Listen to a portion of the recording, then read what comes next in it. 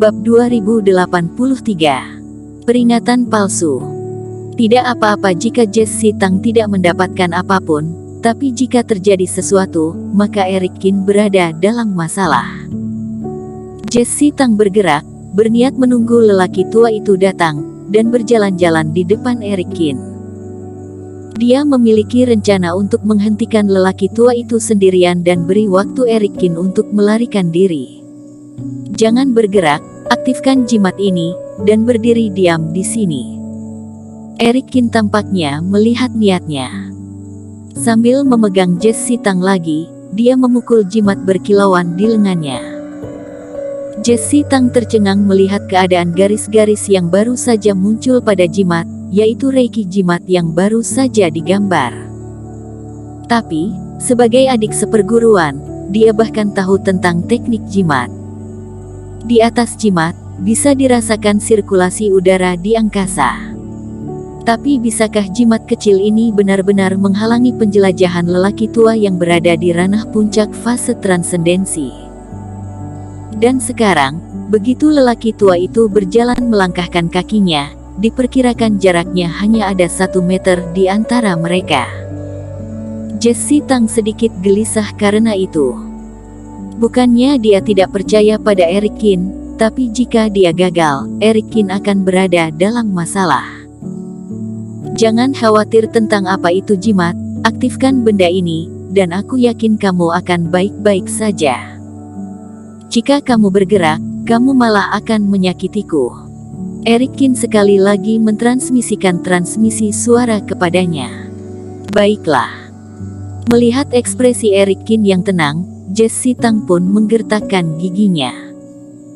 Setelah mengaktifkan jimat, dia tidak merasakan perubahan pada auranya, tetapi karena percaya pada Eric Qin, dia tetap memilih untuk diam.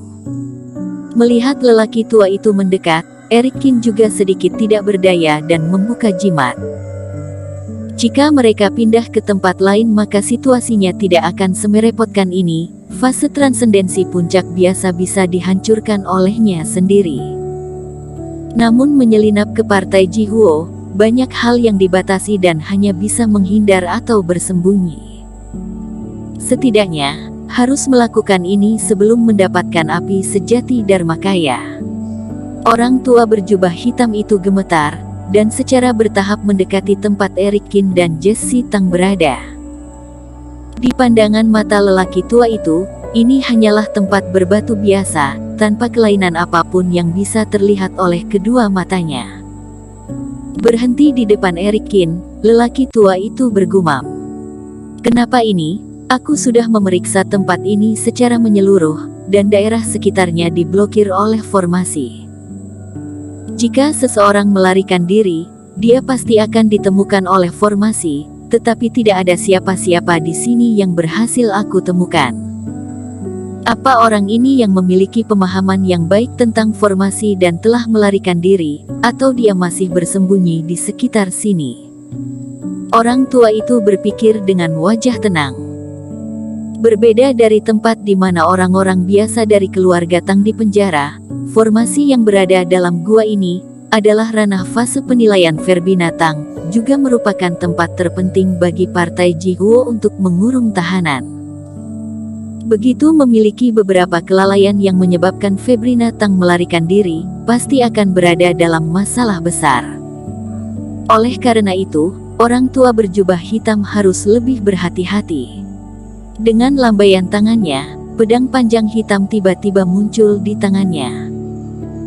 Karena formasinya sudah tersentuh, aku akan melakukan pemeriksaan menyeluruh dan menghancurkan semua vegetasi dalam jarak 400 mil.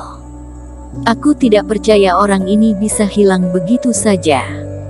Orang tua berjubah hitam mengatakannya dengan nada dingin, membuat kepanikan Jesse Tang kembali menguasai dirinya. Tempat Eric Qin dan dia bersembunyi di sini saat ini, itu adalah trik yang menyilaukan, tidak benar-benar transparan. Jika lelaki tua itu benar-benar berniat mengayunkan pedangnya untuk memotong yang ada di sekitar mereka, keduanya pasti akan ketahuan. Melirik Eric Qin tanpa sadar, Eric Qin hanya meremas lengan Jesse Tang untuk memberitahunya agar tetap tenang. Mulai saja dari sini. Orang tua berjubah hitam juga sudah menentukan area yang akan dia sisir. Setelah dia memutuskan ide ini, dia mengayunkan pedangnya dengan tiba-tiba. Tiba-tiba, cahaya pedang mengembun seperti hujan deras, bergegas menuju lokasi Erik Kin tanpa terbendung. Sraa. Di sisi lain, di mata Erik Kin, 7 reiki mengalir secara ekstrim. Sepasang mata, 14 napas dari berbagai warna berubah, dan langsung melewati tirai tipis dan jatuh ke mata lelaki tua itu. Dror. Tubuh lelaki tua itu tiba-tiba menegang, dan pada detik berikutnya, cahaya pedang terbang itu melesat ke udara, melewati Erik Kin dan Jesse Tang. Mata Jesse Tang melebar karena terkejut. Ketika pedang itu terjatuh, dia merasa seperti takdirnya sudah berakhir, bahkan jika dia tidak mati, dia akan terluka parah. Tetapi ketika cahaya pedang memotong tubuh, itu berubah menjadi sesuatu seperti kecemerlangan ilusi, melewati tubuh tanpa meninggalkan bekas luka sedikit pun. Setelah melewati keduanya, bebatuan dan pepohonan di sekitar punggung tertusuk satu demi satu, dan cahaya pedang mendapatkan kembali kekuatannya. Tidak di sini. Orang tua itu menggelengkan kepalanya, berbalik dan melangkahkan kakinya pergi. Jesse Tang akhirnya menghela napas lega. Tetapi pada saat ini, di tanah di sisi lain lelaki tua itu, panggilan tiba-tiba terdengar. Pria tua itu mengangkat alisnya, dan reikinya menyembur keluar, meledakkan bumi. Tiba-tiba, beberapa tikus iblis ditangkap oleh reikinya dan ditarik keluar.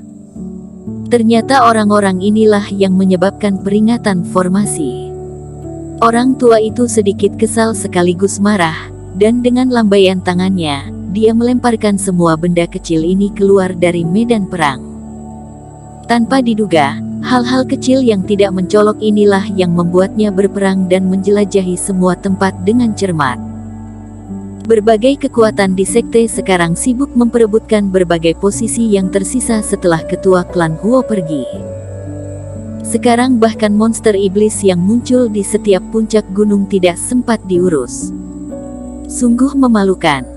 Orang tua itu tidak bisa menahan diri untuk tidak mengeluh. Bersambung.